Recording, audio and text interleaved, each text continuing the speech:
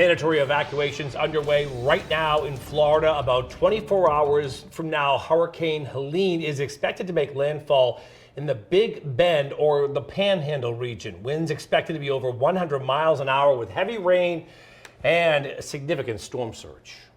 We are definitely cautious. We want people to remain calm, don't panic, get the correct information, make sure you get your information from valid sources. And make your decisions. Today is today. This is it. Make your decisions today. Evacuate. Now keep in mind this, when wind speeds reach sustained levels of 40 miles per hour, all emergency medical services are stopped because of safety concerns over ambulance dispatch in high winds. So that's why some counties have told people they need to get out now for their own safety. And new video from Cuba as Helene dumps rain on the island nation. The storm is tracking right through that space in between Mexico and Cuba.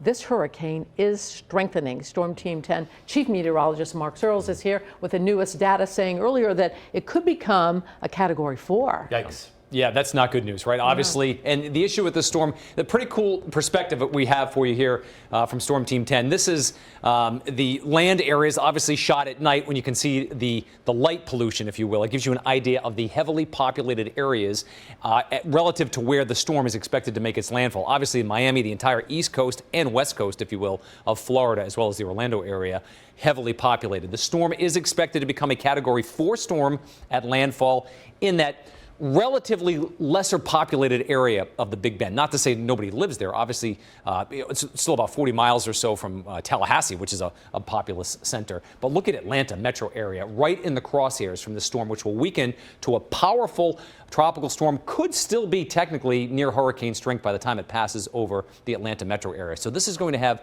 wide-reaching implications. And even though outside of the cone, if you will, of uncertainty, the areas along the west coast of Florida are going to be exposed to some powerful storm surge and even some strong wind gusts. This is going to be a very large, unusually large system in terms of size, so its impact is going to reach out quite a distance from its center. It is going to be a big impact, and we're going to talk about a lot of inland rain and some big-time flooding up through the southeast. Over there. All right, thanks for that, Vita. As well as Hurricane Helene inches closer to our state, people are being warned to prepare. That's specifically areas in Florida's Big Bend region and the Panhandle where hurricane warnings have already been issued. Yeah, CBS 12's Danny Travis is joining us tonight over in Apalachicola. That's in the Panhandle, where people there are bracing for the storm.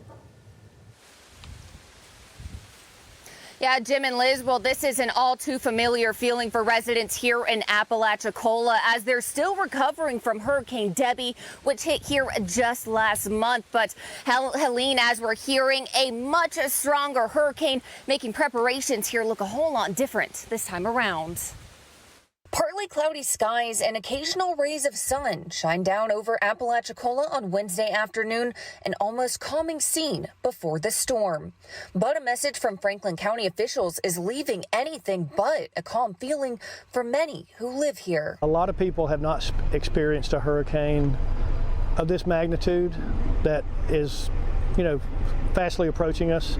The conditions are going to get really bad and you need to leave. That's why mandatory evacuations are already underway for the entire coastal county. When evacuation orders are implemented, that means once wind speeds reach sustained levels of 40 miles per hour, all emergency medical services like ambulance dispatch are stopped. We're a rural county, and so our limited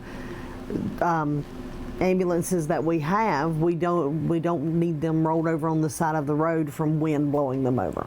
Right now, Helene is forecasted to make landfall with wind speeds of more than 120 miles per hour. And rolling cars isn't the only thing locals are concerned about. Making sure that all the windows and doors are secured and nothing can go through. We took the awnings down because in Hurricane Michael, I lost the awnings and they went through the plate glass window. For newer residents, Helene comes with lots of waves of uncertainty. California native, lived out here about 2 years, first big hurricane. We come from earthquakes, so we can't prepare for that. With big hurricanes comes flooding. Locals are filling up sandbags at various locations around the county. Even the tiniest of helpers lending a hand. I just want people to be prepared. I want people to evacuate. I want them to be safe, and my job is to make sure everybody is safe. And Jim and Liz, the big message again is now is the time for these coastal communities to evacuate. Know your plan, and as we've been saying for months, have a hurricane kit. Now, EOC officials say that should include non-perishable food items, lots of water, medicine if you have any, and batteries. Reporting live in Apalachicola here in the Florida Panhandle, I'm Danny Travis, CBS 12 News.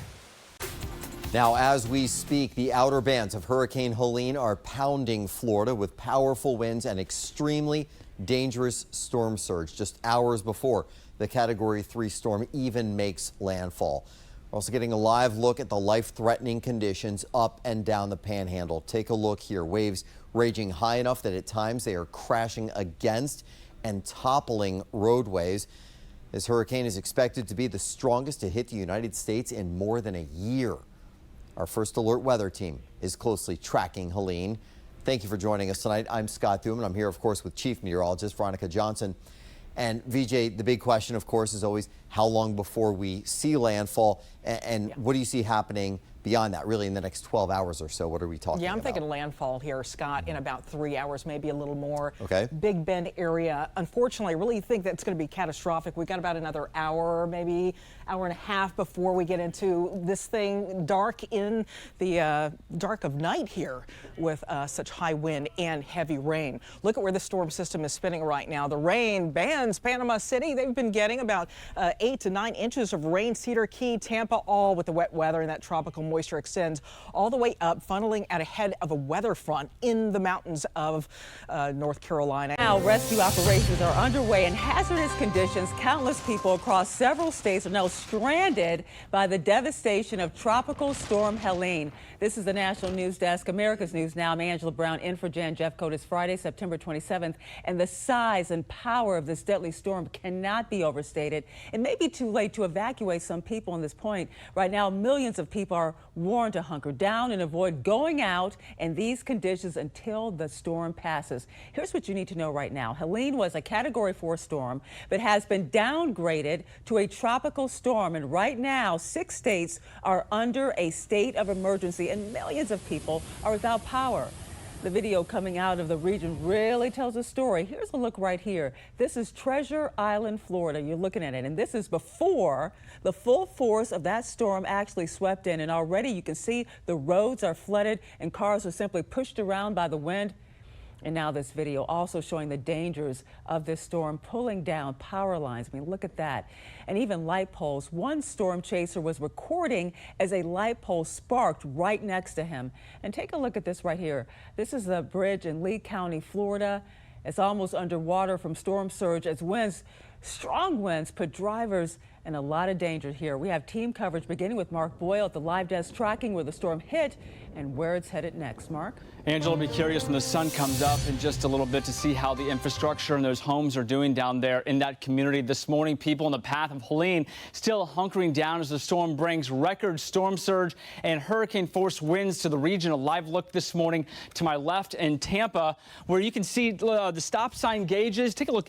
There's the water line right there. It's hard to see because it's so dark, but this is a road behind us, and that is completely covered with water this morning. The storm surge came in right before the storm made landfall late last night. Landfall was just after 11 p.m. near Perry, Florida, as a major Category 4 storm. That's about 90 miles northwest of Gainesville, where the University of Florida is. But since then, it has been downgraded, as Angela mentioned, now a tropical storm. It was so powerful, some emergency responders had to suspend services overnight. Others, like in the video here behind me, they conducted these high water rescues out there, saving people who were trapped and needed to get out as the water came up. And you know that now at least 2 people have been killed in Georgia after a possible tornado hit a mobile home park there.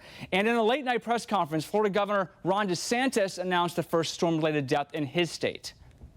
We have had a report of a fatality on the roadway, car driving on I-4 near Ybor City in Tampa. Was hit when a sign fell onto the highway. So that just shows you that it's very dangerous conditions out there. You need to be right now just hunkering down. And we knew this was going to be a problem, the power outage situation. We just updated these numbers for you right now at 6 a.m. on the East Coast in Florida. More than 1.2 million customers in the dark in Florida. Georgia with more than 800,000. South Carolina's up there as well. Nearly 500,000 customers without power. And North Carolina, 138,000 customers without power. And officials are concerned that it will be weeks to repair some of the power there. The storm pushed water levels all across the 5 Tampa area gauges to levels they've not seen before. Take a look at this graphic. Records going back to 1950. At last check, those levels are still rising. Here's the latest forecast cone for the storm. Right now, Helene is tracking north into Georgia. It's going to make this left turn into Tennessee. We are keeping a close eye on the radar for you throughout the morning and update you right here at the live desk with more video and updates and online anytime at thenationaldesk.com.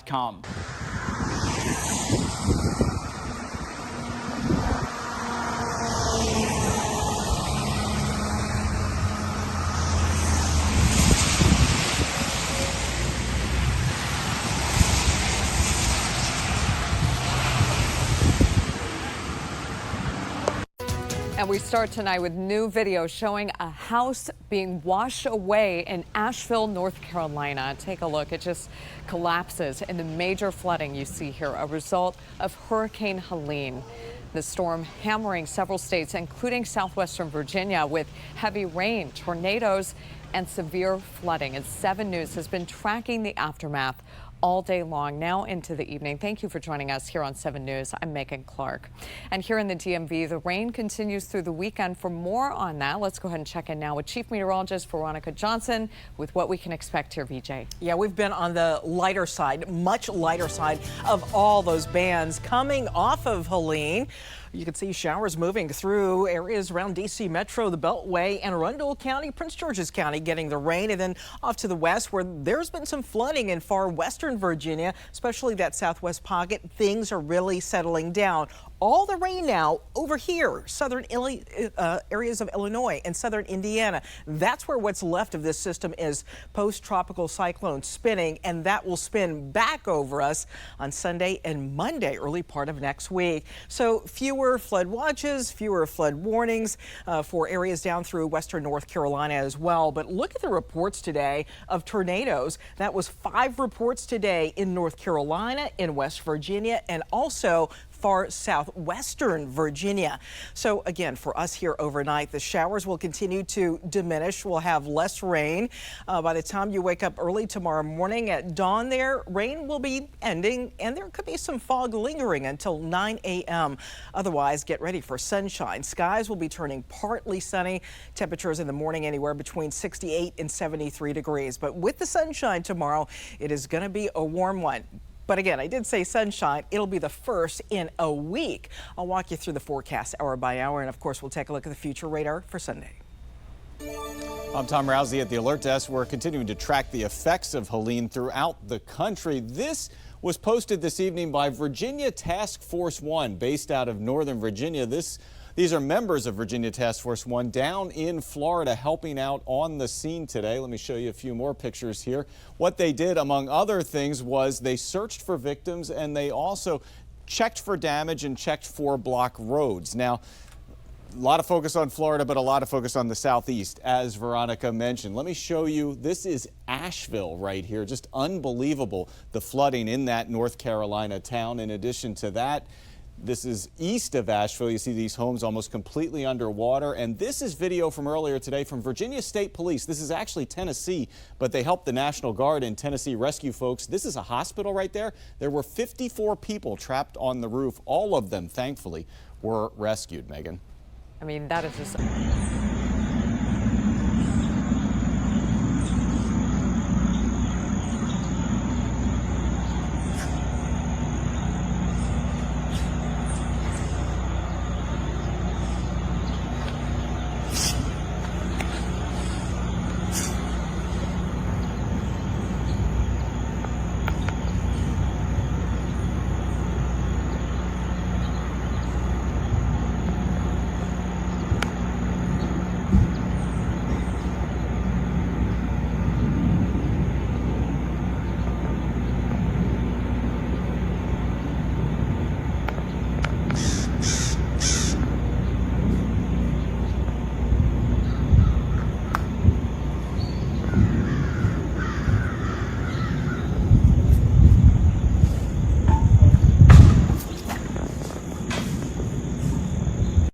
There's been reports of over 100 dead and consequence of this storm, and there are reports of up 600 people unaccounted for because they can't be contacted. God willing, they're alive, but there's no way to contact them again because of the lack of cell phone coverage. And we'll be back, and we'll be back again soon. We'll continue to help until you're bigger. I say bigger, better, stronger than ever before. But again, you can't ever discount the fact that people are lost. A lot of people have been lost in this terrible storm, this terrible hurricane. Chimney Rock and Lake Lure suffered some of the most severe damage from Helene. Rutherford County continues to take missing persons reports after evacuating more than 100 residents. Traffic in the area is limited. News 13's Jennifer Emmert was in Lake Lure today. This is as far as we can go into the Lake Lure area along 6474 near the Pool Creek Picnic Park on Lake Lure. If you take a look behind me, the Lakeside Chapel on Saturday, it was underwater all the way up to the cross. When you get there, you're just like, you want to cry. It's like, what do you do? You know, where do you go? You just stand and look around. There's just stuff laying everywhere. Dale Shields has hauled truckload after truckload of debris from Lake Lure. A bird's eye view reveals the devastation. When you get to right above the Chimney Rock Park entrance, the river's about 300 foot wide. There's no road. It's gone. All the houses from there up is gone. The bridge, the Flowering Bridge, gone. Government agencies, with the help of Shields, other contractors, and community volunteers like William Smith, are slowly clearing Rutherford and Polk County roads. You might go 10 feet and cut 3 trees. You might go a mile and cut 10, but everybody just pulled together and tried to get out. Smith shared some of the damage he'd seen on Cedar Creek Road and to Highway 64 at Rock Springs. We can check. TJ Brady is on leave from the South Carolina Helicopter Aquatic Rescue Team. I've been deployed to Hurricane Harvey, all the things at the coast, and I think the devastation here outweighs anything that I've ever been to in my life. That didn't stop him from helping in other ways. I climbed on my roof, grabbed my Wi-Fi off the roof, and came here and brought a coffee maker, a generator, and gave people Wi-Fi so they can at least contact their family members. The sheer volume of water threatened Lake Lure Dam and tossed boats onto sidewalks and docks. It also damaged boathouses and required heavy machinery to untangle the mess when docks broke free. In the midst of the damage, a wedding at Lake Lure Inn. During this time, we were able to pull off a wedding, so very happy that the bride and groom were able to enjoy their day at our hotel. Lake Lure residents still in shock by the power of Helene. It hit. It was nothing, and all of a sudden, boom. And whatever it was, just like, sounded like it exploded. We had 2 trees fall on the house. Pulling together and bracing for the cleanup that remains. The silt down in the lake is horrible. It looks like a big island out on the lake. And a marina, if you've ever been to Lake Lure and seen the marina, it's gone. There's no marina. It's history, everything. The cleanup here in Lake Lure will take quite some time. Community crews tell me they'll keep working as long and as hard as they can. In Lake Lure, Jennifer Emmert, News 13. We are continuing to try to reach all of the areas dealing with the impact left by Helene. Weaverville is one of the smaller communities waiting for assistance. In the meantime, as News 13's Ed Diorio shows us, residents in the town are doing what they can to help each other. In the days following Hurricane Helene, there has been progress on restoration, rescue efforts, and cleanup in the area, but it's mostly been to the populated parts of western North Carolina. That has left many small towns in the region still with images like this. Bridges that stood for decades destroyed, gone in these small waterways that are now filled with wood, debris, and even big containers right behind me. It's all happening in these small towns, and there's no word as to when outside assistance will get here, so the help is coming from within. Towns like Weaverville, North Carolina don't know what normal is right now. Never thought it was going to be like this. Some people were stranded. Yeah, there were trees on Hamburg Mountain on both sides of our road. It's the only way in and out is the one little road. Some people still aren't. But you and your neighbors, I mean, are you okay? This is how it could be for who knows how long. So those who make up Weaverville aren't waiting. We got a generator going. We were able with some lanterns. The prescription pad, a Main Street staple, has been scrambling to help hundreds get crucial medication. But we're giving everybody at least a 5-day supply of their critical meds, of what they need. And they're reaching beyond the drive-through window. The Weaverville Fire Department has been great to help us deliver medications to people that we can't get to. Not everybody needs meds, but everybody does need food. We started to just cook food for our immediate family, but people saw the doors were open and they just started coming in, and so we just started cooking more and more and more food and just kept putting it out. As Main Street Grill is giving away what's left in the freezer, they're collecting even more. Yeah, we'll have a table here, for people to drop stuff off. Yeah, absolutely.